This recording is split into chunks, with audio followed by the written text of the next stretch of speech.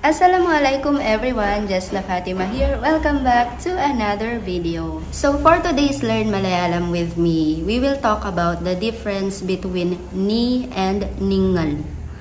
These two Malayalam pronouns both mean you in English personal pronoun. However, you will use this depending on the kind of relationship you have with the person you are speaking to. So, ni is the informal form of you. You will use this to the people who are way younger than you, to your close friends, or to someone same your age but you know very well. Ningal, on the other hand, is the more polite form of you. So you will use this to the people who are older than you, to the people who are unfamiliar to you, to someone you just met, or to someone you do not know very well. Of course, you can always call the people you know really well simply by their names or the way you address them at home, like umma, wapa, chechi, cheta, mama, mami, ika, ita, and so on.